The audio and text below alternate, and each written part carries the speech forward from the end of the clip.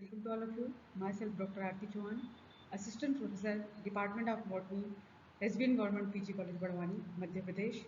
जो मैंने ये ई लेक्चर बनाया है, ये एमएससी थर्ड सेम के छात्रों के लिए बनाया है। उनके सिलेबस की unit first cell and molecular से लिया गया है, जिसका टॉपिक है neuro transmission and its regulation.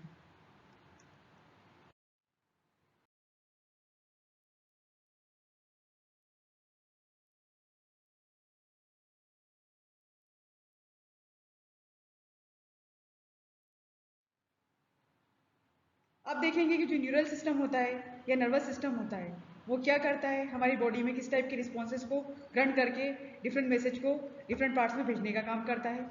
जिस टाइप से हम देख पा रहे हैं कि जो नर्वस सिस्टम होता है या हमारी जो मस्तिष्क होता है, वो बॉडी के पूरी बॉडी का कंट्रोल कोऑर्डिनेशन करता है। इसी के द्वारा जो है डिफरेंट टाइप की जो हमारी बॉडी में मेटाबॉलिक प्रोसेस चल रही होती है, उसके रिस्पॉन्सेज को ग्रहण करके वो पूरे बॉडी का कंट्रोल और कोऑर्डिनेशन करता है। जो हमारा बॉडी का जो मास्टर माइंड होता है वो ब्रेन ही होता है। ब्रेन के द्वारा ही जो हमारी मेटाबॉलिक क्रियाएं, जो शरीर में जो भी क्रियाएं हो रही होती है, वो उसको कंट्रोल करता है और जो इन्फॉर्मेशन को कंडक्ट करता है या उसका संवहन करता है, उसको भेजने का काम करता है और इस प्रोसेस को ग्रहण करके एक्टिव होता है। एक्टिव होने के बाद में वो पूरे बॉडी का जो कोऑर्डिनेशन होता है या संतुलन होता है, उसको बनाए रखता है। इस तरह से जो न्यूरल सिस्टम होता है या नर्वस सिस्टम होता है, नर्वस सिस्टम जो होता है डिफरेंट प्रकार का होता है, central nervous system, peripheral nervous system और ऑटोनॉमिक नर्वस सिस्टम। इस तरह से जो नर्वस सिस्टम होता है या न्यूरल सिस्टम होता है, न्यूरॉन्स जो होता है नर्वस सिस्टम का क्रियात्मक और संरचनात्मक भाग होता है, जिससे कि कई सारी जो क्रियाएं होती हैं उसके द्वारा नियंत्रित होती हैं। न्यूरॉन्स जो होते हैं कई भागों में मिलकर बने हुए होते हैं, जिसमें कि हम सेल बॉडी होता है जिसे कि हम सोमा कहते हैं, एक्सॉन होता है और डेंड्राइट्स होते हैं। सेल बॉडी की बात करें तो सेल बॉडी को साइटोन कहते हैं, इसमें साइटोप्लाज्म भरा हुआ होता है, सेल ऑर्गेनेल्स होते हैं, नीजल ग्रेन्यूल्स होते हैं या ग्रेनुलर बॉडी होती है।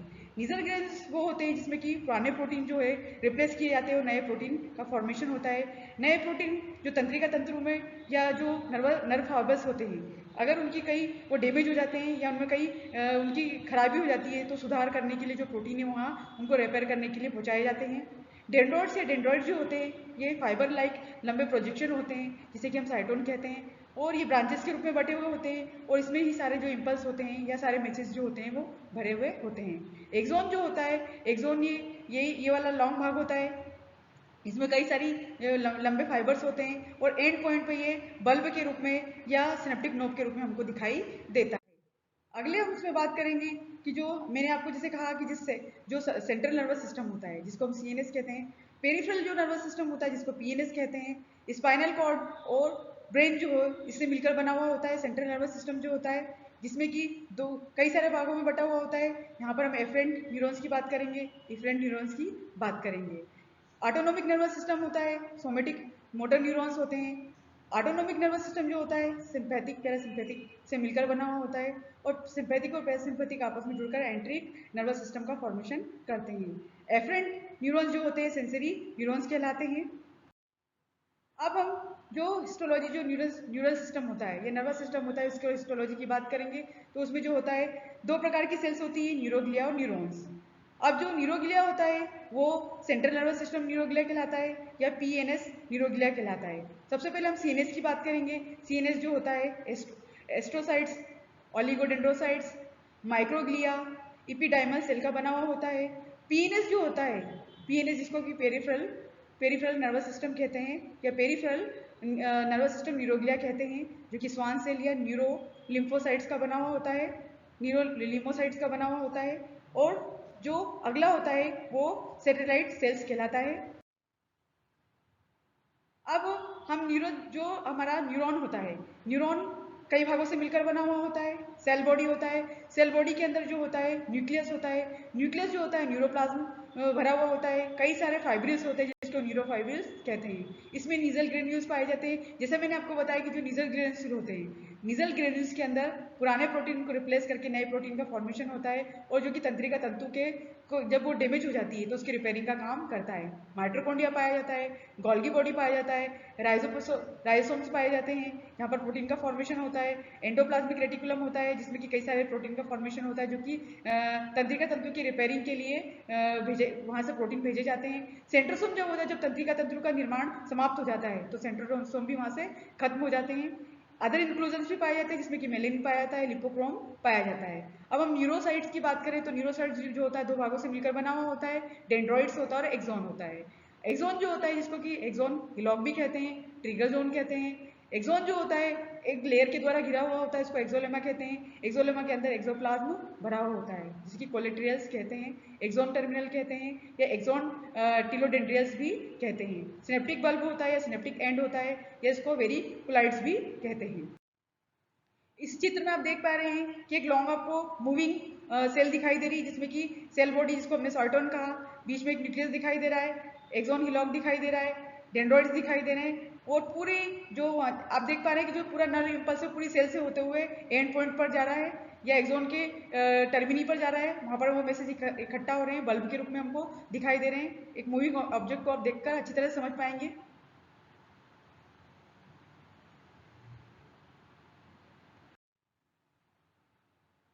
Types of neuron and axon. जो न्यूरॉन्स होते हैं यूनिपोलर होते हैं, बाइपोलर होते हैं। एक न्यूरॉन्स यूनिपोलर में एक ही न्यूरॉन्स होता है, ऐसा जो है हमको एम्ब्रियो में देखने को मिलता है। बाइपोलर में जो होता है एक एक्सॉन और एक डेंड्रॉन होता है, ऐसा हमें आंख की रेटिना में देखने को मिलता है। मल्टीपोलर न्यूरॉन्स के अंदर जो होता है एक्सॉन दो प्रकार, एक एक्सॉन होता है और दो डेंड्रॉन होते हैं, ऐसा हमको सेरिब्रल और कॉर्टेक्स में देखने को मिलता है। एक्सॉन की बात करें तो एक्सॉन दो प्रकार के होते हैं, माइलिनेटेड एक्सॉन और नॉन माइलिनेटेड एक्सॉन होता है। जो एक्सॉन के चारों ओर जो शीट पाई जाती है वो शीट जो होती है माइलिन शीट कहलाती है और जो श्वान सेल का ही डेरिवेटिव होता है। जो कि एक माइलिन शीट के चारों ओर एक नर्व फाइबर होता है जिसमें कि एक वाइट कलर्ड एरिया पाया जाता है, उस वाइट कलर एरिया को हम कहते हैं वाइट मैटर, जो कि स्पाइनल कॉर्ड और क्रैनियल नर्व में देखने को मिलता है। ग्रे मैटर, अब हम नॉन माइलिनेटेड जो शीट होती है वो उसमें जो होता है माइलिन शीट एब्सेंट होती है और उसके चारों तरफ जो एरिया पाया जाता है वो ग्रे मैटर होता है और माइलिन शीट जो होता है ग्रे मैटर कहलाता है, ऐसा नर्व फाइबर में देखने को मिलेगा। अब मैंने आपको जैसे बताया कि जो कनेक्शन होते हैं तो जो डेंड्रॉन्स होते हैं वो डेंड्रॉन्स क्या करते हैं इंफॉर्मेशन को लेते हैं और एक्सॉन जो होते हैं वो इंफॉर्मेशन को सेंड करने का काम करते हैं, भेजने का काम करते हैं। ब्रेन से आए हुए मैसेज जो होते हैं सिग्नल्स के थ्रू बॉडी के डिफरेंट पार्ट्स में डिफरेंट मेटाबॉलिक क्रियाओं को करने के लिए पहुंचाए जाते हैं। वो प्रोटीन के रूप में हो सकते हैं, एंजाइम के रूप में हो सकते हैं, आयंस हो सकते हैं, गैसेस हो सकती है, डिफरेंट टाइप के मॉलिक्यूल्स हो सकते हैं। एक टाइपिकल डायग्राम में आप देख पा रहे हैं कि जो एक्सॉन की सेल है उस सेल में आपको सेंट्रल न्यूक्लियस दिखाई दे रहा है जिसमें कि एक्सोलेमा है, एक्सोप्लाज्म भरा हुआ है, एक सपोर्टिंग सेल है। सपोर्टिंग सेल से जो अब कई सारी ब्रांचिंग निकली हुई है, उन ब्रांचिंग को हमने डेंड्रॉइड्स कहा, जो कि मैसेज को रिसीव करती है। रिसीव करने के बाद में सेंट्रल वाला पार्ट जो लॉन्ग पार्ट नॉब के रूप में दिखाई दे रहा है उसको हमने एक्सॉन कहा। एक्सॉन से मैसेज होते हुए बॉडी सेल से होते हुए मसल्स में जाते हैं, ग्लैंड्स में जाते हैं, जिससे कि डिफरेंट टाइप के मॉलिक्यूल्स या डिफरेंट टाइप के प्रोटीन जो है वहां से सिक्रेट इन्हीं इंपल्स के थ्रू पहुंचने के बाद में सिक्रेट होते हैं। नीचे आपको नर्व इंपल्स दिखाई दे रहे हैं जो इलेक्ट्रिक सिग्नल्स के रूप में ट्रेवल कर रहे हैं एक्सॉन से होते हुए। वो जो एक्सॉन टर्मिनल है, एक्सॉन का जो एंड पॉइंट है वहाँ उसके जंक्शन पर जाकर इकट्ठा हो जाते हैं और इकट्ठा होने के बाद में जो पोस्ट सिनेप्टिक वेसिकल होता है वहाँ पर वो जाकर भेज दिए जाते हैं और वहाँ से जो पोस्ट सिनेप्टिक वेसिकल होता है वहीं से वो जो मैसेज है डिफरेंट सेल्स में ट्रांसमिट कर दिए जाते हैं। न्यूरॉन जो होता है जो नर्व शुगर होती है वो गैलेटोस के रूप में होती है। जैसा मैंने आपको बताया कि जो एक्सॉन होता है, एक्सॉन जो होता है उसमें सबसे जो सेल बॉडी के एंड से जो आए हुए मैसेज होते हैं वो एक्सॉन टर्मी के रूप में इकट्ठा होते हैं।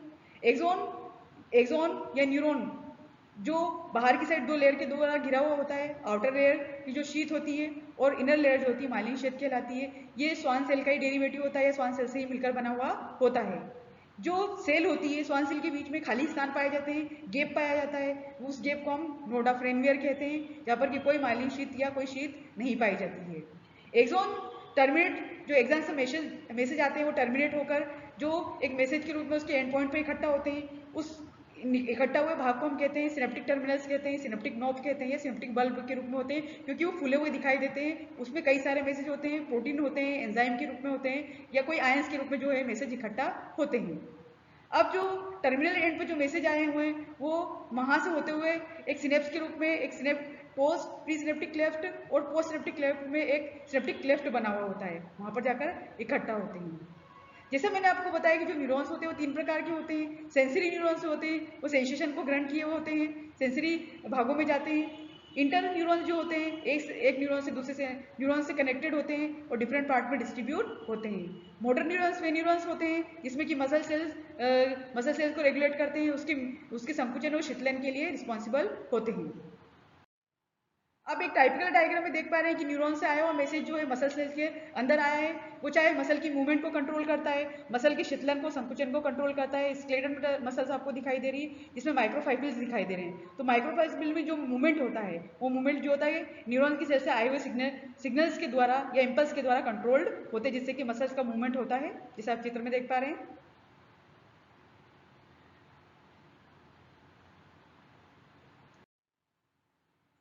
ह्यूमन नर्वस सिस्टम में मैंने आपको पहले ही बता चुकी हूँ कि सेंट्रल नर्वस सिस्टम होता है जिसमें कि ब्रेन और स्पाइनल कॉर्ड शामिल होता है।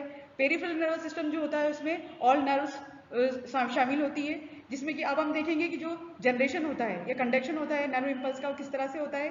तो हम देखेंगे कि जो नर्व इम्पल्स होते हैं उसमें वो मेनली 3 भागों में बटा हुआ होता है। Maintenance of resting membrane potential, action potential, propagation of action potential. तो maintenance of resting membrane potential, जिसमें देखते हैं कि जो मेम्ब्रेन का जो रेस्टिंग पोटेंशियल होता है, इस स्टेज में जो सेल होती है उसमें कोई इंपल्स का फ्लो नहीं होता और सेल क्या होती है, स्टिमुलेटेड नहीं होती, जिसे कि अनस्टिमुलेटेड न्यूरॉन्स कहते हैं। सेल एक विराम अवस्था में पड़ी हुई रहती है। तो जब सेल रेस्टिंग स्टेज में होती है तो उसकी इलेक्ट्रिकली पोलराइज्ड होती है, उसमें बाहर की ओर उसके ऊपर पॉजिटिव चार्ज होता है और अंदर की ओर उसके ऊपर नेगेटिव चार्ज होता है। रेस्टिंग स्टेज में सेल में सोडियम आयन की परमेबिलिटी कम होती है और धीरे धीरे उसमें पोटेशियम आयन K+ आयन की परमेबिलिटी बढ़ती जाती है। इस स्टेज में जो होता है सेल के अंदर कई सारे नेगेटिवली चार्ज प्रोटीन पड़े हुए रहते हैं, उसके एक्सोप्लाज्म में कई सारे नेगेटिव चार्ज प्रोटीन पड़े हुए रहते हैं।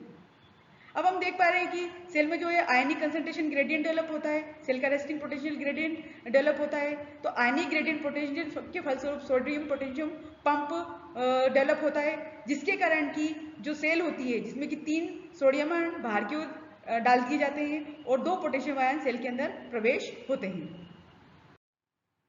पोलराइजेशन की बात करें तो पोलराइजेशन में हम देखेंगे कि जो जिसको कि हम कहेंगे पोलराइजेशन या रेस्टिंग मेम्ब्रेन पोटेंशियल या RAMP कहते हैं, जिसमें कि जो रेस्टिंग पोटेंशियल फाइबर होते हैं उसमें सेल के अंदर जो नर्व फाइबर होते हैं उसमें कोई कंडक्शन या संवहन नहीं होता।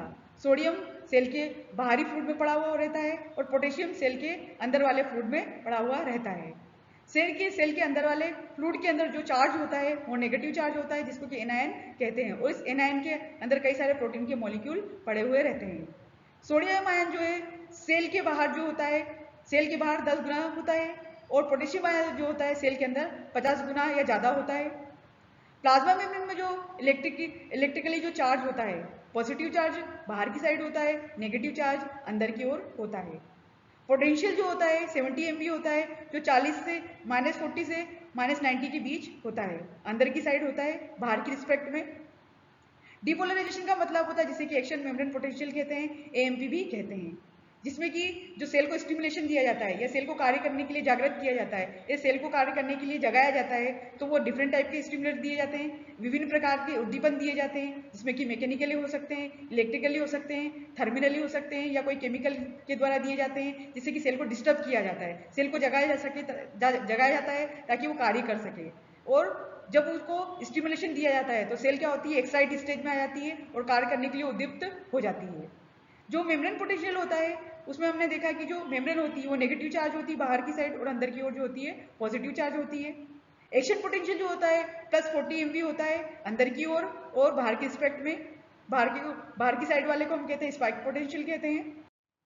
जैसे कि आप पोलराइजेशन की हम बात करें तो पोलराइजेशन में हम देखेंगे कि जो जैसे जैसे सोडियम आयन का कंसंट्रेशन नर्व सेल के अंदर बढ़ता है तो एक स्टेज ऐसी आती है कि सेल और सोडियम लेने के लिए परमेबल नहीं होती है और उसके बाद में सेल के अंदर धीरे धीरे फिर क्या होता है, पोटेशियम आयन का कंसंट्रेशन या K+ आयन का कंसंट्रेशन जो है धीरे धीरे बढ़ने लग जाता है। सोडियम आयन जो होते हैं बाहर की ओर छोड़ दिए जाते हैं और पोटेशियम आयन जो है सेल के अंदर पंप कर दिए जाते हैं, जिससे कि सेल में साम्यावस्था सोडियम और पोटेशियम का जो कंसंट्रेशन है या उसकी साम्यावस्था बराबर अचीव हो सके या उसका कंसंट्रेशन बराबर हो सके। इस तरह से सोडियम पोटेशियम का जो लेवल है अंदर और बाहर की तरफ बराबर होता है, इसे हम कंसंट्रेशन अचीव होता है। सेल जो होती है वो बाहर की ओर जो होती है, सेल जो होती है बाहर की ओर होती है पॉजिटिव चार्ज होती है और अंदर की ओर जो होती है नेगेटिव चार्ज होती है। इस स्टेज को हम पोलराइजेशन कहते हैं। लास्ट में हम देखेंगे कि जब सेल का जो मूवमेंट होता है या उसका एक्शन पोटेंशियल जो होता है वो सोडियम पोटेशियम पंप के द्वारा होता है, जिसे कि हम सोडियम पोटेशियम एक्सचेंज पंप या सोडियम पंप भी कहते हैं।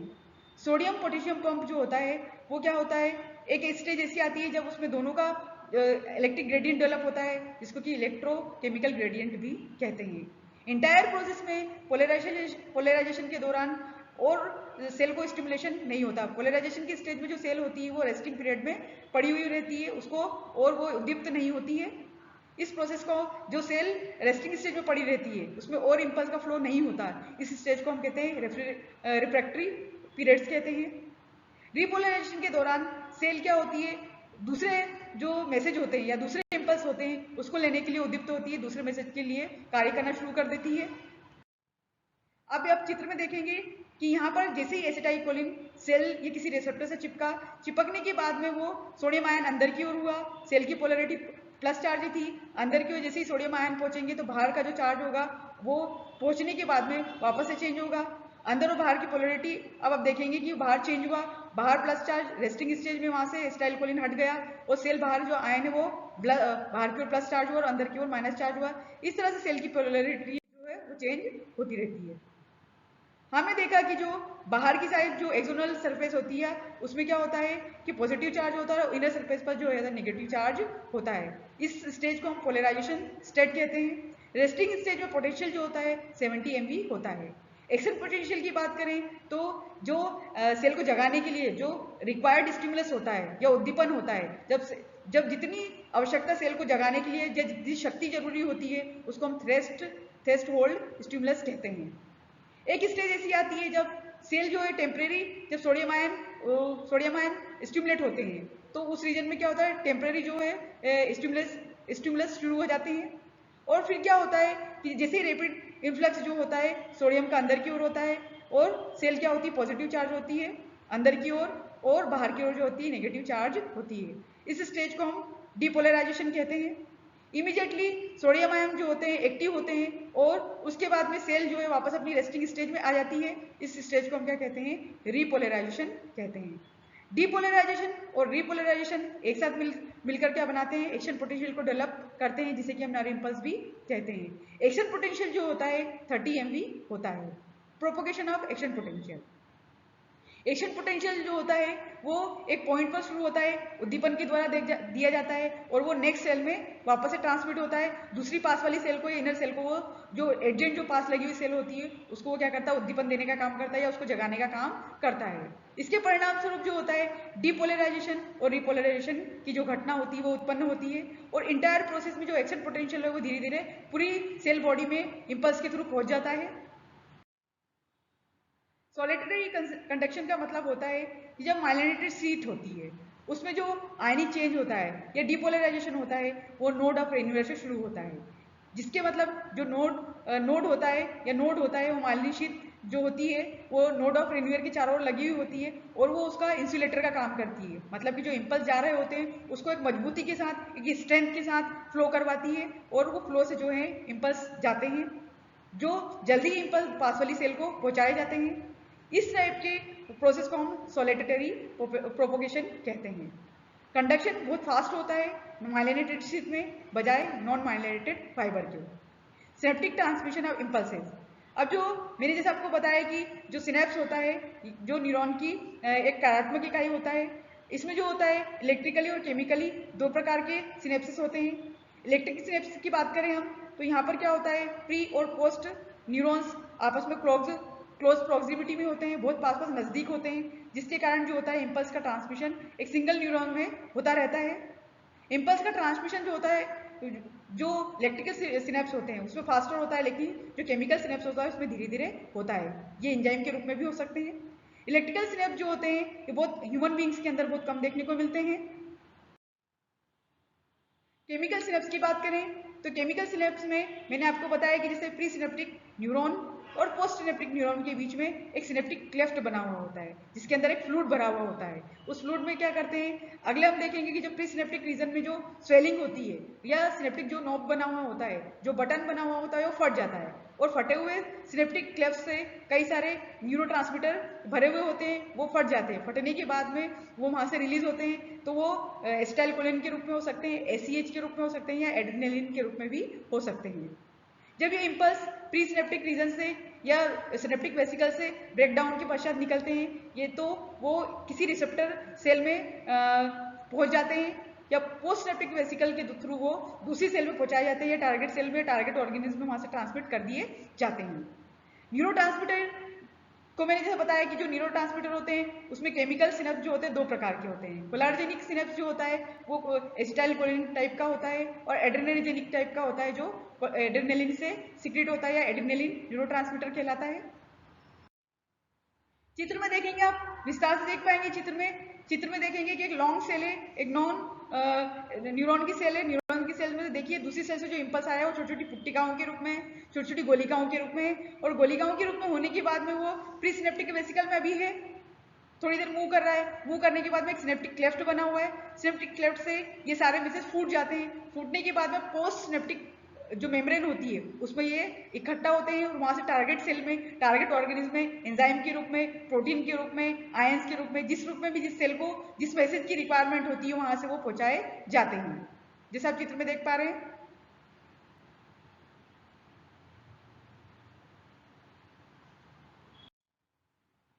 न्यूरोट्रांसमीटर का काम क्या होता है? न्यूरोट्रांसमीटर होते हैं इलेक्ट्रिकल सिग्नल पहुंचाने का काम करते हैं। वेसिकल के रूप में न्यूरोट्रांसमीटर एंजाइम के रूप में, प्रोटीन के रूप में, गैसेस के रूप में, आयंस के रूप में भरे हुए होते हैं। ये रिसेप्टर की तरह कार्य करते हैं, ये मैसेंजर की तरह कार्य करते हैं, ट्रांसपोर्टर की तरह कार्य करते हैं। न्यूरोट्रांसमीटर फिर से थोड़ी सी एक चर्चा करेंगे। न्यूरोट्रांसमीटर जो होते हैं वो प्री सिनेप्टिक वेसिकल के अंदर जो है बनते हैं या सिंथेसाइज होते हैं, उनका डेवलपमेंट होता है। वहां से वो रिलीज होकर जब सेल जो है डीपोलराइजेशन की प्रोसेस होती है वो टर्मिनल एंड पर पहुंच जाते हैं और वहां से वो पोस्ट सिनेप्टिक वेसिकल में पहुंचाए जाते हैं। पोस्ट सिनेप्टिकल वेसिकल में पहुंचाने के बाद में वो टारगेट सेल में पहुंचा दिए जाते हैं और वहां से वो होने के बाद में जो ये सिनेप्टिक वेसिकल के अंदर फिर ये इनएक्टिव हो जाते हैं और ये केमिकल कोऑर्डिनेशन के थ्रू ब्रेन के डिफरेंट पार्ट में, बॉडी के डिफरेंट पार्ट में डिस्ट्रीब्यूट हो जाते हैं। जब इनका कंसंट्रेशन बिगड़ता है या इम्बेलेंस होते हैं तो ये हमारे बॉडी के डिफरेंट फंक्शन को, मूड को, स्लीप को या हमारे बॉडी के वेट को एडवर्स इफेक्ट करते हैं या बहुत सारे डिसीज को कॉज करते हैं बैलेंस बिगड़ने के कारण। न्यूरोफिजियोलॉजी की बात करें तो जैसे हम बात करेंगे कि जो उद्दीपन होते हैं या जो सेल को इंपल्स दिए जाते हैं, जैसे मैंने वो कहा था कि बहुत सारे प्रकार के होते हैं। मैकेनिकल इंपल्स से कोई टच छूने के द्वारा वो सेल जो होती है एक्टिव होती है, या हम फिजिकल स्टिमुलस देते हैं जैसे हीट के द्वारा, या उसको तापमान दिया जाता है या टेम्परेचर दिया जाता है या ह्यूमिडिटी दी जाती है, जिसके कारण की सेल क्या होती है, एक्टिव होती है। या कुछ केमिकल स्टिमुलस भी होते हैं जो सेल को क्या करते हैं, एक्टिव करने का काम करते हैं। वो एसिड के रूप में हो सकते हैं, वो बेसिक के रूप में हो सकते हैं। कुछ सिग्नल ऐसे होते हैं या कुछ इम्पल्स ऐसे होते हैं या कुछ स्टिमुलस ऐसे होते हैं जो इलेक्ट्रिकल करंट के रूप में भी होते हैं। नर्व इम्पल्स की बात करें तो ये क्या होते हैं, वेव के रूप में चलते हैं और डिपोलराइजेशन के फलस्वरूप जो है एक्शन पोटेंशियल डेवलप होता है और ये दूसरी सेल में पहुंच जाते हैं, जिसको कि नर्व इम्पल्स कहते हैं। मेम्ब्रेन पोटेंशियल डेवलप होता है आयन के फ्लो के कारण, प्लस चार्ज और माइनस चार्ज के कारण एक फ्लो उत्पन्न होता है, जिसके कारण कि आयन का फ्लो होता है, मैसेज का फ्लो होता है। आयन चैनल्स जो होते हैं लीकेज चैनल कहलाते हैं, गेटेड चैनल कहलाते हैं, वोल्टेज गेटेड आयन चैनल कहलाते हैं, केमिकल गेटेड आयन चैनल्स कहलाते हैं, मैकेनिकल गेटेड आयन चैनल्स कहलाते हैं, या लाइट या फोटो रिसेप्टर भी हो सकते हैं। जैसे आप देखेंगे वोल्टेज गेटेड चैनल में देखेंगे कि जब सेल एक्टिव होती है तो अंदर आ रहा है, फिर इनएक्टिव स्टेज में हो रहा है, फिर एक्टिव स्टेज में हो रहा है। इस टाइप से जो आयन का फ्लो है एक्टिव इनएक्टिव स्टेज में होता रहता है। सेल एक्टिव होती है, इनएक्टिव होती है, इस टाइप से आयन का फ्लो होता रहता है। आयन चैनल की बात करेंगे, जैसे आउटसाइड में फिर जा रहा है, फिर इनर साइड में जा रहा है। इस टाइप से जो है आयन अंदर बाहर की जो उनकी एक्शन पोटेंशियल के कारण जो है आयन आपस में एक दूसरे से में फ्लो करते रहते हैं, आउटसाइड इनसाइड जाते रहते हैं और वापस से उनका फ्लो बना हुआ रहता है। ग्रेडियंट ग्रेडियंट जो होता है या gradient for transmission of nerve impulse जो होता है, इसमें एक्शन पोटेंशियल डेवलप होता है, जिसमें कि जो नर्व इम्पल्स होते हैं वो एक्शन पोटेंशियल के फलस्वरूप एक न्यूरॉन से दूसरे न्यूरॉन में पहुंच जाते हैं और इलेक्ट्रिकल पोटेंशियल का डिफरेंसेस होता है और सेल क्या होती है, एक्टिव स्टेज में होती है। अब एक देख पा रहे हैं हम जैसे एक सेल में जो एक्सटीरियर सेल के बाहर जो है पॉजिटिव चार्ज दिखाई दे रहा है और अंदर की ओर आपको नेगेटिव चार्ज दिखाई दे रहा है। जब वोल्टेज स्पाइक डेवलप हो रहा है तो बाहर की ओर आपको नेगेटिव चार्ज के साथ पॉजिटिव चार्ज आपस में एक्शन पोटेंशियल या प्रोपोगेशन शुरू हो रहा है, जिस टाइप से आप देखेंगे।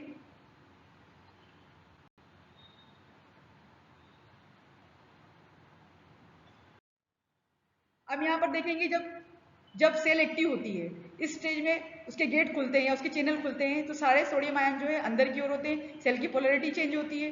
पोलैरिटी चेंज होने के कारण ओपन हुई सेल के अंदर वो उसको खींच लिए जाते हैं, अंदर की ओर नेगेटिव चार्ज होता है, बाहर की ओर पॉजिटिव चार्ज होता है। इनएक्टिव स्टेज में सेल वापस से क्लोज होती है, फिर वापस से शुरू होता है, शुरू होने के बाद में ओपन हुआ, सारे सोडियम आयन अंदर की ओर प्रवेश किया। देखिए जैसे चित्र में आप देख पाएंगे।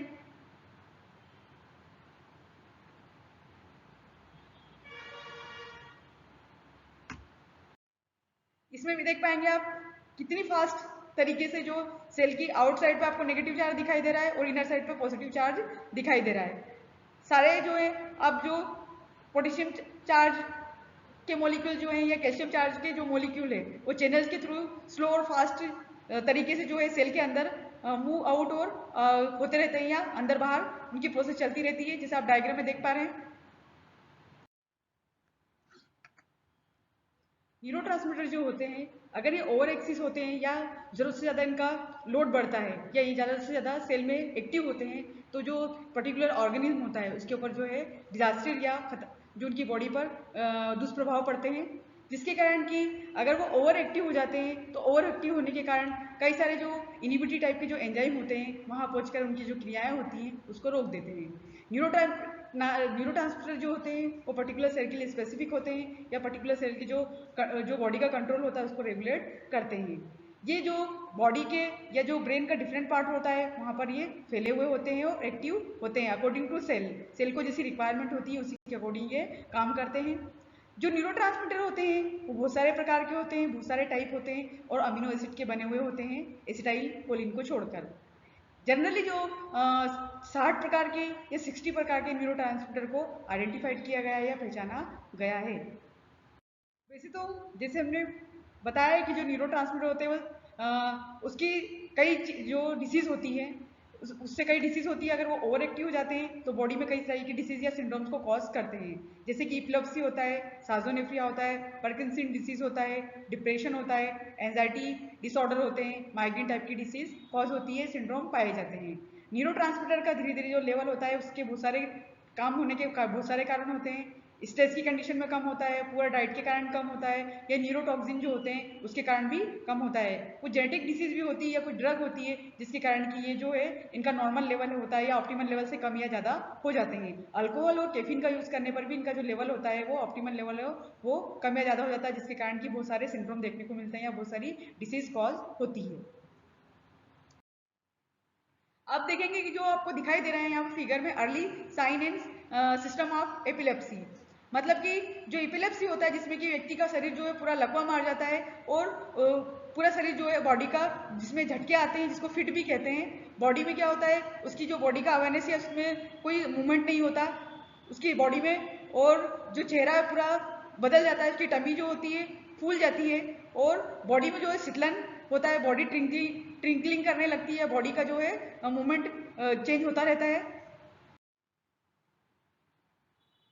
साइजोनेफ्रिया में देखेंगे कि व्यक्ति जो होता है उसको भ्रम होता है, उसको भ्रांति होती है और डिफरेंट टाइप के दो चेहरे दिखाई देते हैं और थिंकिंग समझ में नहीं आता, उसका जो बॉडी का मूवमेंट होता है वो स्लो होने लगता है, अलग अलग टाइप के जो स्लीपिंग पैटर्न होते हैं उसके चेंज होते रहते हैं, उसका जो शरीर की साफ सफाई नहीं रख पाता है और जो उसका बॉडी का लैंग्वेज होता है या जो उसके इमोशंस वो भी चेंज होते रहते हैं साइजोनेफ्रिया डिसीज के कारण। अब हम देखेंगे कि जो पार्किंसन या आप जैसे इस चित्र में देख पा रहे हैं कि जो पार्किंसन डिसीज से जो पर्सन जो होता है उसकी कुबड़ निकल आती है या उसकी जो पीछे के जो बैक साइड होता है वो कड़क हो जाता है और एल्बो वगैरह जो उसका मूवमेंट नहीं कर पाता है, धीरे धीरे जो उसकी स्पीड होती है वो चलने की स्पीड भी कम होती है, उसमें सोचने समझने की शक्ति कम होती है, बॉडी का कंट्रोल नहीं हो पाता, बॉडी का मूवमेंट ठीक से नहीं होता, वॉइस उसकी चेंज हो जाती है, जो उसका फेशियल चेंज होता है, उसका मूवमेंट भी वो ठीक से नहीं कर पाता, और जो उसका पोस्चर वगैरह है वो पोस्चर उसको ठीक से वो स्ट्रेट लाइन में खड़ा नहीं हो पाता है। एंजाइटी में जो होता है, एंजाइटी में जो जो मनोविज्ञान तरीके से हम देखेंगे कि तो व्यक्ति जो होता है डिप्रेस होता है, या उसको बुखार रहता है शरीर में, या जो हार्ट और किडनी और उसका जो स्टमक का फंक्शन वो ठीक से ऑटोमेटिकली चेंज होता रहता है। व्यक्ति को हमेशा हेडेक रहता है, उसका सर दर्द रहता है, या उसका जो मसल्स वगैरह है वो ठीक से उसमें शीतलन या संकुचन ठीक से नहीं हो पाता, और वो हमेशा डिप्रेस्ड रहता है।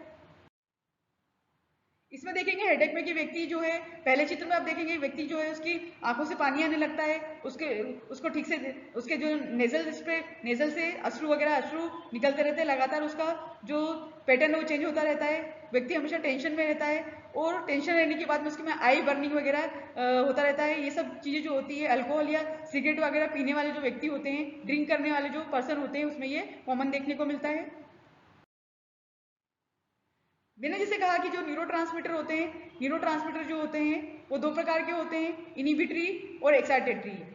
एक्साइटेटरी का मतलब होता है वैसे जो उद्दीपन को जगाने वाले होते हैं या सेल को एक्साइट करने वाले होते हैं, ऐसे न्यूरोट्रांसमीटर एक्साइटरी टाइप के न्यूरोट्रांसमीटर कहलाते हैं, जो कि सेल के अंदर किसी ब्रेन से आने वाले स्टिमुलेट को जगाते हैं, या ब्रेन में डिफरेंट प्रोसेस को जैसे हमको लग जाती है तो वो सेंसेशन कराते हैं ब्रेन को, कि एक्साइट कराते हैं कि वो पर्टिकुलर ऑर्गन में उस व्यक्ति को लग गया है, या पर उसको ब्लडिंग वगैरह हो रहा है, इस टाइप का सेंसेशन जो है ब्रेन को देते हैं। इनिबिटरी टाइप के न्यूरोट्रांसमीटर वे होते हैं, जबकि जो एक्साइटेटरी टाइप के जो न्यूरोट्रांसमीटर होते हैं वो बैलेंस उनका ज़्यादा हो जाता है या ओवर एक्टिव होते हैं, तब इनिबिटरी टाइप के न्यूरोट्रांसमीटर वहाँ जाकर उसको इनएक्टिव कर देते हैं, या उसकी क्रिया को या उसकी प्रोसेस को वहाँ पर वो रोक देते हैं।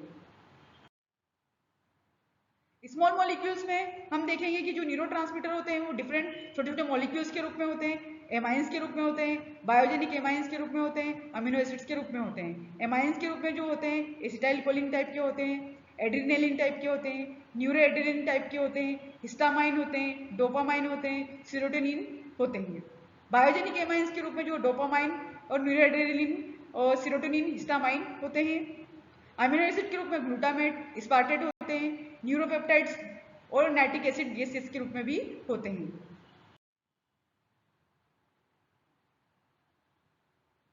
न्यूरोट्रांसमीटर जो होते हैं या उनका पोस्टनेप्टिक इफेक्ट क्या होता है, तो मैंने जैसे आपको बताया कि जो अमीनो एसिड होते हैं, अमीनो एसिड में जो एसिटाइल कोलिन होता है वो सेल को जगाने का काम करता है, सेल को एक्साइट करने का काम करता है। गाबा अमीनो ब्यूटेरिक एसिड जो होता है जिसको हम गाबा कहते हैं, गाबा जो होता है सेल में जब इनिबिटरी टाइप के न्यूरोट्रांसमीटर अधिक से अधिक सेल को उत्तेजित करते हैं, तो वहाँ पर जो इनिबिटरी टाइप के जो सेल को बंद करने वाले न्यूरोट्रांसमीटर होते हैं वहाँ पहुँचकर उस सेल की प्रोसेस को रोक देते हैं। ग्लाइसिन भी जो होता है वो इनिबिटरी टाइप का न्यूरोट्रांसमीटर होता है, सेल में किसी प्रोसेस को अधिकता से अधिक कार्य करती है, तब वहाँ वो जाकर उसको रोक देते हैं या किसी एंजाइम की प्रोसेस को रोक देते हैं। ग्लूटामेट भी जो होता है वो सेल को उत्तेजित करने वाला होता है, एक्साइटेड टाइप का होता है। एस्पार्टेट भी जो होता है उद्दीपन देने वाला होता है या सेल को एक्साइट करने वाला होता है। बायोजेनिक एमाइन जो होते हैं जिसमें कि डोपामाइन होता है, सेल में अधिकता से अधिक अगर एक्साइटेड टाइप के न्यूरोट्रांसमीटर होते हैं तो वो वहाँ जाकर उसको रोक देते हैं, सेल की प्रोसेस को इनिबिट कर देते हैं। न्यूरोएड्रेनलिन जो होता है एक्साइटेड टाइप का होता है, सीरोटोनिन भी जो होता है इनिबिटरी टाइप का होता है, हिस्टामाइन भी जो होता है वो एक्साइटेटरी टाइप का न्यूरोट्रांसमीटर होता है। न्यूरोट्रांसमीटर जो है हमारी बॉडी में क्या करते हैं, तो जो न्यूरोट्रांसमीटर होते हैं जिसमें कि ग्लूटामेट होता है, ग्लूटामेट जो होता है वो हमारी मेमोरी सेल या हमारी याददाश्त के लिए रिस्पॉन्सिबल होता है, उसको एक्साइट करता है। और गाबा जो होता है जब न्यूरॉन्स की एक्स्ट्रा फायरिंग होती है या ज़्यादा एंजाइम वगैरह सिक्रीट होते हैं या सेल में प्रोसेस ज़्यादा ओवरलोडेड हो जाती है, तो गाबा जो होते हैं वहाँ पहुँचकर उस प्रोसेस को रोक देते हैं या स्टॉप कर देते हैं। सेरोटोनिन जो होता है वो हमारे मूड को या हमारे मस्तिष्क की जो क्रियाएं होती है उसके लिए रिस्पॉन्सिबल होता है। डोपामाइन जो होता है हमारी फीलिंग्स होती है, हमारी लर्निंग्स होती है, जो हमारे इमोशंस होते हैं, हमारे जो विचार होते हैं उसको रेगुलेट करता है। एसिटाइल कोलिन जो होता है वो याददाश्त के लिए, हमारी अटेंशन के लिए, हमारी मसल की कॉन्स्टिट्यूशन के लिए रिस्पॉन्सिबल होता है। न्यूरोएड्रेनलिन जो होता है हमारी अलर्टनेस के लिए, हमारी जागरूकता के लिए रिस्पॉन्सिबल या हमारी अवेयरनेस के लिए जो है रिस्पॉन्सिबल होता है। अब इस चित्र में आप देख पा रहे हैं कि जो न्यूरोपेप्टाइड होते हैं या न्यूरोपेप्टाइड टाइप के न्यूरोट्रांसमीटर होते हैं वो कॉर्टिकोट्रोपिन रिलीजिंग हार्मोन होते हैं। कॉर्टिकोट्रोपिन एसीटीएच होते हैं, सब्सटेंसेस पी होते हैं, एंजियोटेंसिन सेकेंड होते हैं, वेसोप्रेसिन होते हैं, ब्रेडेकाइनिन होते हैं, सोमेटोटेंसिन होते हैं, नाइट्रिक ऑक्साइड गैसेस होती है, न्यूरोटेंसिन होते हैं, बीटा न्यूरोएफ्रिन होते हैं। इस टाइप के न्यूरोपेप्टाइड या न्यूरोट्रांसमीटर्स होते हैं। एसिटाइलकोलिन जो होता है सबसे पहले खोजा गया न्यूरोट्रांसमीटर है, जो कि हमारी मसल के कॉन्स्ट्रिक्शन के लिए या जो हमारी स्टमक की गैस्ट्रो इंटेस्टाइनल जो मसल्स होती है उसके संकुचन और शीतलन के लिए रिस्पॉन्सिबल होता है। जो एसिटाइलकोलिन जो होता है वो हमारी याददाश्त के लिए या ऑटोनोमिक नर्वस सिस्टम की तरह कार्य करता है। जो अब इस तरह से जो एसिटाइलकोलिन होता है उसका फॉर्मेशन किस तरह से होता है, तो एसिटाइल को एंजाइम होता है। एसिटाइल को एंजाइम जो होता है कोलिन के साथ कंबाइन करता है। कोलिन जो है कोलिन एसिटाइल ट्रांसफरेज एंजाइम होता है, इसके साथ वो कंबाइन होकर एसिटाइलकोलिन का फॉर्मेशन करता है। सिंथेसिस की बात करें तो जैसे मैंने आपको बताया था साइटोप्लाज्म के अंदर कोलिन एसिटाइल को एंजाइम से कंबाइन करके कोलिन एस्टरेज एंजाइम की प्रेजेंस में एसिटाइलकोलिन बनाता है। जैसे आप चित्र में देख पा रहे हैं कि जो प्री सिनेप्टिक क्लेफ्ट है उसके अंदर सारे मैसेज भरे हुए हैं। अब आप देखेंगे कि जब ये मैसेज ट्रांसपोर्ट हो जाते हैं तो ट्रांसपोर्ट होने के बाद में ये एक वेसिकल के रूप में होते हैं, और जब दूसरी सेल में या पोस्ट सिनेप्टिक वेसिकल में ये मैसेज जाते हैं तो वहां से पहुंचाने के बाद में ये एंजाइम वहां से हट जाते हैं, या वो जो एसिटाइल कोलिन एस्टरेज एंजाइम होता है वो वहां से हाइड्रोलिसिस हो जाता है उसका, और वो वहां से हट जाता है।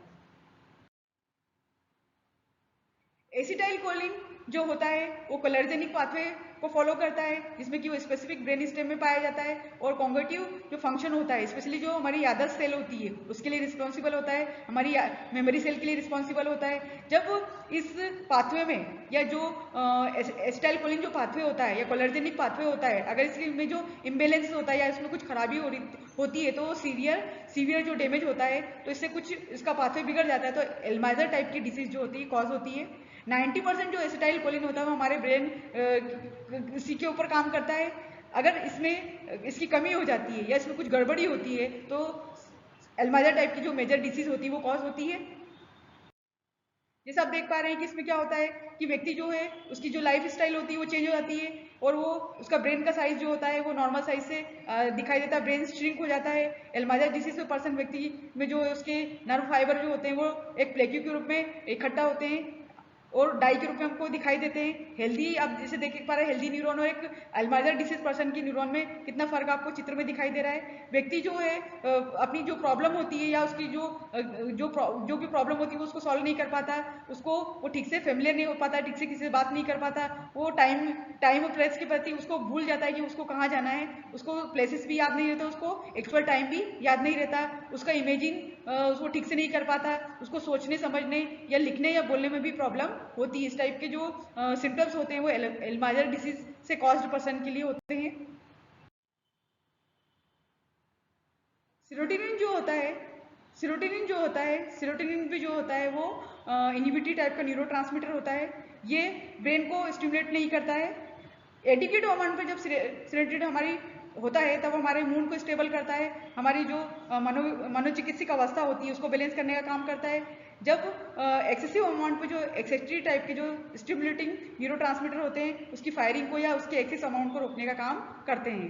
अब जो स्टिमुलेशन के अगर जो सीरोटोनिन का जो डिप्रेशन धीरे धीरे होने लगता है, इसमें जो व्यक्ति जो पर्सन होता है उसका जो डेली रूटीन जो होता है उसमें वो चेंजेस करता है, जैसे कि ड्रग वगैरह करता है या फिर कैफीन वगैरह लेता है, तो धीरे धीरे जो है सीरोटोनिन का लेवल जो है खत्म होने लगता है। जो सीरोटोनिन होता है वो ब्रेन के मिड ब्रेन के या पोन्स वाले भाग में उसका सिंथेसिस होता है, या उसका सेंटर पॉइंट जो होता है वहाँ मिड ब्रेन होता है या पोन्स या मेडुला में ये सिंथेसाइज होते हैं या उसकी लोकेशन वहाँ पाई जाती है। सेरोटोजेनिक पाथवे में हम देख पाएंगे कि जब ये सेरेब्रल कॉर्टेक्स में स्पाइनल कॉर्ड में इनका सिंथेसिस होता है, इसका पाथवे पाया जाता है सेरोटोनिन का। अब हम देखेंगे कि जब लो लेवल होता है सेरोटोनिन का लो लेवल होता है तो उस व्यक्ति में धीरे धीरे कार्बोहाइड्रेट स्टार्ची फूड खाने पर उसमें सोने में उसको नींद ठीक से नहीं आती है, व्यक्ति हमेशा डिप्रेशन में रहता है या इमोशन उसके चेंज होते रहते हैं, कभी हाइपर हो जाता है, कभी इस टाइप के उसके इमोशन जो है उसके लो अमाउंट के कारण, ये सेरोटोनिन के लो अमाउंट के कारण जो है इस टाइप के सिंड्रोम दिखने को मिलते हैं। इस टाइप से जो होता है व्यक्ति के में हमेशा एक इरिटेशन होता है या उसका हमेशा सर दर्द होता है, और बोवेल सिंड्रोम टाइप के सिंड्रोम हमको दिखाई देते हैं, या फाइब्रोमाइग्लिया टाइप के सिंड्रोम हमको इसकी कमी के कारण देखने को मिलते हैं। लो लेवल होने पर ये व्यक्ति धीरे धीरे हमारा जो प्रतिरक्षा तंत्र होता है, प्रतिरक्षा तंत्र को भी ये क्या करते हैं, अफेक्ट करते हैं। इनका लो लेवल जो है धीरे धीरे हमारे बॉडी के सिस्टम को अफेक्ट करता है। हमारे मूड को कंट्रोल करने के लिए जो सेरोटोनिन होता है उसका जो लेवल में होना बहुत जरूरी होता है। ये बॉडी में नींद आना या पेन, कहाँ बॉडी में पेन हो रहा है, बॉडी का टेम्परेचर कितना होना चाहिए, ब्लड प्रेशर कितना होना चाहिए, हार्मोनल एक्टिविटी ये सब कितनी होनी चाहिए, ये सब सारी चीजें रेगुलेट करता है। अब हम इसकी सिंथेसिस की बात करेंगे तो आप चित्र में जैसा देख पा रहे हैं कि ट्रिप्टोफेन है। ट्रिप्टोफेन हाइड्रोक्सिलेज एंजाइम होता है। उसके बाद में 5 हाइड्रोक्सी ट्रिप्टोफेन बनता है जिसको कि 5-HTP कहते हैं। 5-HTP का डिकार्बोक्सिलेशन होता है, लास्ट में आपको 5 हाइड्रोक्सी टेट्रामाइन बनता है जिसको कि 5-MTP या सेरोटोनिन भी कहते हैं। अगले हम न्यूरोट्रांसमीटर की बात करें तो गामा अमीनो ब्यूटेरिक एसिड होता है जिसको कि गाबा कहते हैं। ये मेजर इनिबिटरी टाइप का न्यूरोट्रांसमीटर होता है जो कि नेचुरल वेलियम लाइक सब्सटेंसेस होता है। गाबा जो होता है जब जो एक्साइटेशन टाइप का जो न्यूरोट्रांसमीटर अधिकता से अधिक हो जाते हैं तो ये क्या करते हैं, गाबा वहां जाकर उनकी प्रोसेस को रोक देते हैं। गाबा जो होता है ये क्या करते हैं, ये स्टिमुलेटर जो फायरिंग होता है, ये जो अधिकता से अधिक जो स्टिमुलेशन मिल जाते हैं सेल को तो ये उसको रोकने का काम करते हैं, इनिबिटरी टाइप के होते हैं। गाबा जो होता है ये इसका ब्रेन में हाई कंसंट्रेशन में उपस्थित होते हैं। इसका कंसंट्रेशन 1000 गुना होता है और क्लासिकल मोनोएमाइन की तुलना में ये मोनोएमाइन न्यूरोट्रांसमीटर अधिकता से अधिक पाए जाते हैं। गाबा जो होता है वो ग्लूकोज का ही डेरिवेटिव होता है। क्रेब्स साइकिल में जब ये ग्लूटामाइन में चेंज हो जाता है और फिर उसके बाद गाबा बनता है जो कि एंजाइम जो होता है ग्लूटामिक एसिड डिकार्बोक्सिलेज होता है। आप जैसे आप एरो वाले चित्र में देखेंगे कि ग्लूकोज ग्लूटामाइन में चेंज हुआ और ग्लूटामाइन जो है गाबा में चेंज हुआ है जिसका सिंथेसिस हुआ है। इस चित्र में आप देखेंगे कि अल्फा कीटो ग्लूटरेट बना है जिसमें कि अमोनिया बाहर निकला है, NAD प्लस हाइड्रोजन आयन निकला है और NAD बना है जो कि alpha keto glutarate dehydrogenase enzyme की प्रेजेंस में ग्लूटामेट बना है। ग्लूटामेट डिकार्बोक्सिलेज की प्रेजेंस में कार्बन डाइऑक्साइड बाहर निकला है जिससे कि गाबा बना है। अब पायरुवेट से एलेनाइन बना है और गाबा ट्रांस का एमिनेज हुआ है जिससे कि सक्सेनिक सेमी एल्डिहाइड का फॉर्मेशन हुआ है। अब NAD प्लस से NADH प्लस हाइड्रोजन आयन बाहर निकले और एंजाइम जो है succinic semi aldehyde dehydrogenase enzyme है वो सक्सिनेट बना और ये आगे की प्रोसेस में जाकर शामिल होगा। अब हम क्रेब्स साइकिल में अगली इसकी बात करेंगे तो ये क्रेब्स साइकिल में आपको अल्फा कीटो ग्लूटरेट बना, फिर ये क्रेब्स साइकिल चला। क्रेब्स साइकिल में फिर हम ग्लाइकोलिसिस की बात करेंगे तो जैसे ग्लूकोज से कार्बन डाइऑक्साइड बाहर निकला, गाबा बना, फिर अमोनिया और वापस से साइकिल चला, फिर ऐसे बना। अब यहाँ पर देखेंगे एल्डिहाइड 5A फर्स्ट बना, फिर सक्सिनेट बना और सिट्रेट बना और नीचे GHTP टाइप के मॉलिक्यूल बने और ये प्रोसेस जो है इसका सिंथेसिस टाइप से हुआ है। हिस्टामाइन न्यूरोट्रांसमीटर की बात करें तो हिस्टामाइन जो होता है ये भी पाया जाता है। हिस्टामाइन का जो बायोसिंथेसिस होता है इसमें हम देखेंगे कि जो हिस्टामाइन डिकार्बोक्सिलेज एंजाइम होता है वो CO2 या कार्बन डाइऑक्साइड को बाहर करता है और लास्ट में जो हमको केमिकल फॉर्मूला जो हिस्टामाइन का दिखाई दे रहा है वो इस टाइप से होता है। हिस्टामाइन जो होता है बायोजेनिक एमाइंस होते हैं जो कि लोकल जो हमारा इम्यून रिस्पॉन्स होता है उसकी फिजियोलॉजी को रेगुलेट करते हैं। ये न्यूरोट्रांसमीटर जो होते हैं जो हमारी प्रतिरक्षा तंत्र की जो इन्फ्लेमेटरी सेल्स होती है उसका रेगुलेशन करते हैं, उसको रेगुलेट करते हैं। अब जब कोई फॉरेन पार्टिकल चाहे हो बैक्टीरिया या फंजाई हो बॉडी के अंदर प्रवेश करता है तो हिस्टामाइन क्या होते हैं, ग्रेन्यूल्स के रूप में, बेसोफिल्स के रूप में जो होते हैं वो कनेक्टिव टिश्यू के चारों ओर इकट्ठा हो जाते हैं और बाउंड हुए जो ग्रेन्यूल्स हैं वो क्या करते हैं, ये इनेक्टिव फॉर्म में होते हैं लेकिन वो ग्रेन्यूल्स के रूप में उस जो फॉरेन पार्टिकल्स के चारों ओर एक घेरा बना लेते हैं। हिस्टामाइन जो होता है धीरे धीरे इंक्रीज होता है और ब्लड कैपिलरीज की ओर एक प्रोटीन बनाते हैं जिससे कि जो फॉरेन इन्वेडर्स होते हैं वो वहां पर उसके ऊपर अटैक करते हैं और उस सेल को प्रोटेक्ट करते हैं। इसका जो स्टोरेज होता है इसका वो बेसोफिल सेल्स में होता है। हिस्टामाइन जो होता है वो ग्रेन्यूल्स के रूप में मास सेल के अंदर या व्हाइट ब्लड सेल्स के बेसोफिल के रूप में इकट्ठा होता है। स्पेशली ये न्यूमरस साइड होती है इसकी जो बॉडी के अंदर पाए जाते हैं, ये नोज में होते हैं, mouth, feet, internal body surfaces में देखने को मिलते हैं या फिर ब्लड वेसल्स में देखने को मिलते हैं मास सेल। नॉन मास सेल जो हिस्टामाइन होते हैं वो सेवरल टाइप के टिश्यू में देखने को मिलते हैं, जैसे ब्रेन में डिफरेंट टाइप के न्यूरोट्रांसमीटर्स होते हैं। अदर जो इंपॉर्टेंट हिस्टामाइन स्टोरेज की जो साइट होती है वो एंटेरोक्रोमेफिन लाइक स्टमक की सेल्स में ये इस टाइप के हिस्टामिन टाइप के स्टोरेज रीजन पाए जाते हैं। अब हम देखेंगे कि जब इसका बैलेंस बिगड़ जाता है या ये एक्सेस अमाउंट में ज़्यादा हो जाते हैं या इम्बैलेंसेस होते हैं तो इस टाइप से ये क्या करते हैं। तो हम इसका न्यूरोट्रांसमीटर की बात करेंगे, इसका नॉर्मल फंक्शन की बात करेंगे और इम्बैलेंस होता है तो ये क्या प्रभाव डालते हैं। ग्लूटामेट जो होता है वो सेल को एक्साइट करने वाला न्यूरॉन्स होता है या मेमोरी सेल को का फंक्शन को रिस्पॉन्स करता है। अगर ये ज़्यादा अमाउंट में हो जाते हैं तो ये माइग्रेन या सर दर्द हमेशा होता है व्यक्ति को, या उसको साइजर टाइप की डिसीज होती है, सिंड्रोम होते हैं। गाबा जो होता है वो इनिबिटिंग टाइप का न्यूरॉन्स होते हैं। ये जो होते हैं अगर इसकी मात्रा कम हो जाती है तो ये व्यक्ति भ्रम में रहता है या उसको ट्रीमोर्स होता है या इंसोम्निया टाइप के सिंड्रोम्स डेवलप होते हैं। सेरोटोनिन जो होता है वो मूड को इफेक्ट करता है, हमारी भूख को के लिए रिस्पॉन्सिबल होता है, नींद के लिए रिस्पॉन्सिबल होता है। अगर इसकी मात्रा कम हो जाती है तो व्यक्ति जो होता है डिप्रेस्ड रहता है। डोपामाइन जो होता है, डोपामाइन भी जो होता है हमारे लर्निंग के लिए, हमारे सीखने के लिए, हमारे इमोशन के लिए रिस्पॉन्सिबल होता है। ज़्यादा अमाउंट में अगर ये हो जाता है तो साइजोनेफ्रिया टाइप की डिसीज कॉज करता है। लिटिल अमाउंट में होता है तो ट्रीमोर, या डिक्रीज अमाउंट में होता है तो पार्किंसोनिया टाइप की या एडीएचडी टाइप की डिसीज को कॉज करता है। एसिटाइल कोलिन जो होता है वो हमारे मसल के कॉन्स्ट्रिक्शन के लिए, हमारे सीखने के लिए, हमारे लर्निंग के लिए, हमारी याददाश्त के लिए रिस्पॉन्सिबल होता है। अगर इसकी कमी होने पर या इसका बैलेंस बिगड़ने पर एल्जाइमर टाइप का जो सिंड्रोम होता है, एल्जाइमर टाइप की जो डिसीज होती है जिसकी कि मैंने पहले बात कर चुकी हूँ, इस टाइप की डिसीज कॉज होती है इसके इम्बेलेंस होने पर। न्यूरोएप्राइन टाइप का जो होता है न्यूरोट्रांसमीटर, उसमें वो हमारे अलर्टनेस, हमारी जागरूकता को के लिए रिस्पॉन्सिबल होता है। अगर ये लिटिल अमाउंट में होता है तो व्यक्ति को सीखने में, समझने में तकलीफ होती है। इस टाइप के सिंड्रोम डेवलप होते हैं इसकी कमी के कारण।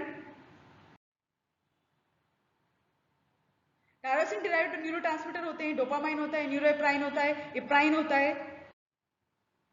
इसमें देखेंगे कि आप हम स्टार्ट करेंगे यहाँ पर जो है टायरोसिन जो होता है, टायरोसिन में टायरोसिन हाइड्रोक्सिलेज एंजाइम की प्रेजेंस में टेट्राहाइड्रो पेट्रिन बनता है और O2 बाहर निकलता है। इसके बाद में dihydro Patreon plus H2O molecule बाहर निकलते हैं। उसके बाद में डोपा बनता है। डोपा बनने के बाद में डोपा डिकार्बोक्सिलेज होता है जिसमें कि CO2 बाहर निकलता है। डोपामाइन बनता है। डोपामाइन से O2 कंबाइंड होता है और H2O बनता है जिसमें कि डोपामाइन बीटा हाइड्रोक्सिलेज एंजाइम की प्रेजेंस में न्यूरोएप्राइन बनता है। न्यूरोएप्राइन में वापस से एस एडिनोसाइल मोनोसिस्टीन बनता है और मोनोसिस्टीन enzyme phenyl ethanolamine N methyl transferase की प्रेजेंस में इपिन बनता है। डोपामाइन में जब उसकी जो पाथवे में अगर कुछ डिफ्रेक्शन होता है, जैसे कि मोनोएमाइन MAO एल्डिहाइड डिकार्बोक्सिलेज या केटाकोल ओ मेथाइल ट्रांसफरेज कॉम्ट जिसको कहते हैं, तो इसके डिफरेंट प्रोडक्ट बनते हैं जिसको कि हम 3,4 डाईहाइड्रो फिनाइल एसिटिक एसिड या डोपेक कहते हैं, या 3 मेथोऑक्सी एमाइन 3-एम्प्ट कहते हैं, जो कि जिससे कि जो प्रोडक्ट बनता है लास्ट प्रोडक्ट जिसको कि होमोवेलेनिक एसिड या HVA कहते हैं, जिससे कि जो पार्किंसन जो डिसीज होती है वो कॉज होती है इसके पाथवे बिगड़ने पर। अब regulation of neurotransmitter, what are some MAO inhibitor drugs.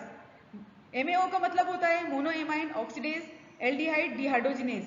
इसमें जो MAO इनहिबिटर होता है वो क्या करता है, एंटी डिप्रेसेंट क्लास का मॉलिक्यूल होता है जिसमें कि जो इंटरेक्शन होता है वो दवाइयों के बीच में इंटरेक्शन होता है इसका, और जो MAO इनहिबिटर होता है वो न्यूरोएप्राइन, सेरोटोनिन, डोपामाइन के लेवल को या एंजाइम के लेवल को धीरे धीरे मोनोएमन के लेवल को धीरे धीरे वो रेगुलेट करता है या उसको इनहिबिट करने का काम करता है। ड्रग टारगेटिंग के थ्रू जो न्यूरोट्रांसमीटर होते हैं उनका क्या इफेक्ट होता है, ये हम उसकी कॉम्प्लेक्सिटी को ड्रग से समझेंगे। कोकेन जो होता है, कोकेन एक ड्रग इनहिबिटर होता है जिसमें कि जो डोपामाइन होता है उस प्रीसिनेप्टिक न्यूरॉन से उसके रिएप्टेक को रोकता है और काफ़ी लंबे समय तक जो सिनेप्टिक गैप जो होता है वो काफ़ी लंबे समय तक वो खाली पड़ा हुआ रहता है। इस कारण से जो सिनेप्स होता है वो कंटिन्यू जो है रिसेप्टर से उसके पास मैसेज आते रहते हैं, और जो पर्टिकुलर व्यक्ति होता है उसे प्रीसेबल इमोशनल रिस्पॉन्स मिलते रहते हैं, जिससे कि उसको इन डोपामाइन के कारण जो है एक सुख की अनुभूति होती है। लेकिन फिजिकल जब एडिक्शन होता है, जब देखते हैं कि जो कोकेन होता है उसका प्रोलॉन्ग एक्सपोजर देखा जाता है, तो जो सिनेप्स में जो होता है कि इसका डाउन जब रेगुलेशन होता है, नियंत्रण होता है, तो इसमें इसके बहुत सारे इफेक्ट होते हैं। जब इसका लेवल कम होता है तो जो व्यक्ति होता है वो क्या होता है, उसकी प्रोबेबिलिटी होती है कि अगर उसका लेवल कम होता है या वो डिक्रीज लेवल पे होते हैं, या कम लेवल पे होने के कारण क्या होता है, जो पर्टिकुलर व्यक्ति होता है वो डिप्रेस्ड रहता है, या उसको अवसाद की अनुभूति होती है, या वो हमेशा डिप्रेशन में रहता है। जब उसके इफेक्ट के कारण हम देखते हैं कि जब कुछ और दूसरे प्रभाव देखे गए हैं, जैसे कि प्रोजेक्ट्स में जो होता है सिलेक्टिव सेरोटोनिन रीअपटेक इनहिबिटर होता है, जिसमें कि जो सेरोटोनिन का पाथवे होता है वो प्रीसिनेप्टिक सेल में जो है रुक जाता है।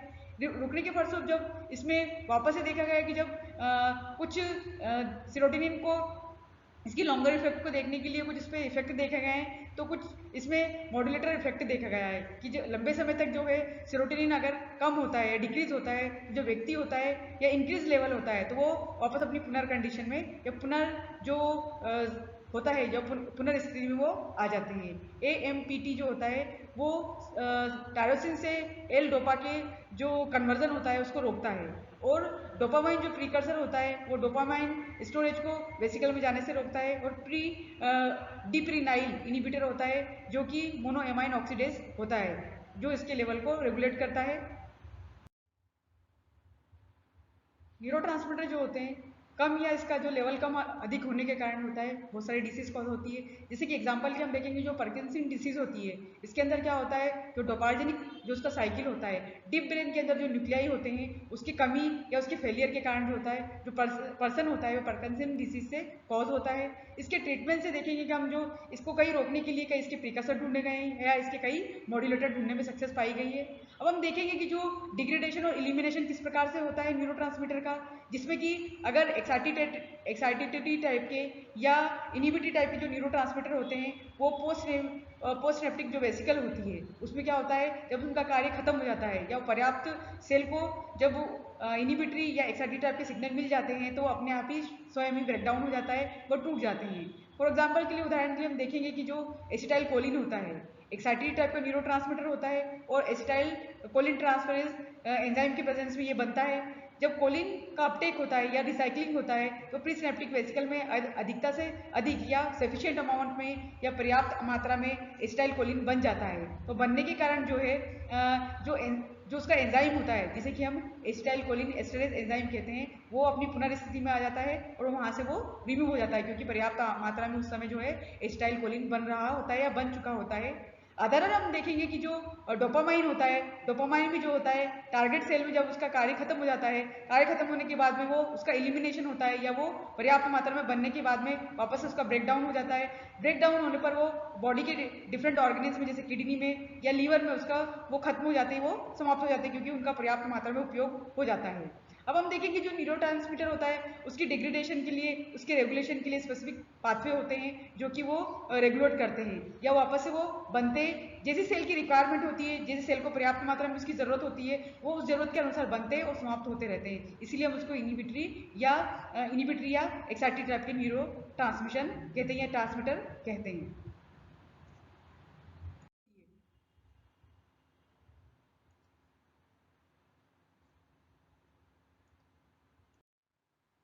सप्लीमेंट्री जो अदर उसके पाथवे होते हैं, जिसमें कि आप देख पाएंगे कि जो अल्फा अल्फा कीटोग्लूटरेट होता है, जिसमें कि अमोनिया और NADH होता है, जिसमें कि एंजाइम जो ग्लूटामेट डिहाइड्रोजिनेस होता है, जिसके कारण एक हाइड्रोजन आयन बाहर निकलता है। इधर हम देखेंगे कि जो ऑक्सिलो एसीटेट होता है, glutamate oxaloacetate transaminase enzyme की प्रेजेंस में ग्लूटामेट में कन्वर्ट होता है। ग्लूटामेट का अदर कन्वर्जन होता है जिसमें कि अमोनिया और ATP से एक ATP का मॉलिक्यूल बाहर निकलता है और फास्फोइनोल पायरुवेट बनता है, और ये क्रिया जो होती है या ये जो प्रोसेस होती है ग्लूटामाइन सिंथेटेस एंजाइम की प्रेजेंस में होती है। इधर हम देखेंगे कि जो H2O होता है वो अमोनिया बाहर निकलता है और उसका ग्लूटा एमिनेज होता है, जिसके कारण की ग्लूटामाइन बनता है। इस प्रकार से अल्फा कीटोग्लूटरेट ग्लूटामेट और ग्लूटामाइन का आपस में एक दूसरे का कन्वर्जन होता रहता है। इस प्रकार से ये प्रोसेस जो है या इनका सिंथेसिस लगातार होता रहता है, सेल के अंदर ये बनते रहते हैं रिक्वायरमेंट के अकॉर्डिंग। समरी की बात करेंगे तो जो न्यूरोट्रांसमीटर होते हैं वो मॉड्यूलेटर की तरह कार्य करते हैं। दो फैमिली जो होती है वो डोपामाइन की रिसेप्टर की तरह कार्य करती है। उसके 3 पाथवे होते हैं जो एक्शन की तरह या उसका एक्शन पोटेंशियल जो है उसकी क्रियाएं को नियंत्रित करते हैं। और ये जो ब्रेन से जो भी मैसेज आते हैं, जो क्रियाएं जो भी उसके रिस्पॉन्सिबल होते हैं, उनका मान लीजिए ब्रेन में कोई सिग्नल गलत तरीके से जा रहे होते हैं या किसी सही सिग्नल की रिक्वायरमेंट होती है, तो वो उसको पहचान करके सही सिग्नल को या जो भी सिंथेसिस हो रहा होता है, जो भी मेटाबॉलिक क्रियाएं हो रही होती है, उसको रेगुलेट करते हैं। और ये जो भी मनोचिकित्सक जो भी क्रियाएं होती हैं डोपामाइन के लेवल को उसको नियंत्रित करते हैं, उसको स्टिमुलेट करते हैं। इस प्रकार से जो न्यूरोट्रांसमीटर होते हैं वो बॉडी में जो भी क्रियाएं होती हैं, जो भी उनका संतुलन होता है, उसकी रिक्वायरमेंट होती है, उसको पूरा करते हैं। इस प्रकार से आप देखेंगे कि जो सेल्फ असेसमेंट होता है, सेल्फ असेसमेंट में ना हमने आपको कुछ क्वेश्चन दिए हैं, जिसके आधार पर आप इसको पढ़िए, समझिए और एग्जाम के पॉइंट ऑफ व्यू से ये क्वेश्चन आपको आ सकते हैं, इसलिए इसकी तैयारी कीजिए। कुछ बिब्लियोग्राफी है, बिब्लियोग्राफी में आप उसका यूज करके आप और भी नोट्स बना सकते हैं या इसको और भी एलेबोरेट तरीके से, अच्छी तरीके से इसको पढ़ सकते हैं। कुछ बुक हैं, इन बुक को आप आपके इस बुक को यूज करके और भी इसको समझ सकते हैं या पढ़ सकते हैं। और भी बुक आपको दी गई है इसके लिए। जो अब मुझे ऐसा लगता है कि आपको ये लेक्चर सफिशिएंट है। आप इस लेक्चर को समझिए, पढ़िए और यूज करिए इसको। आपके लिए बहुत बेनिफिशियरी है। Thank you.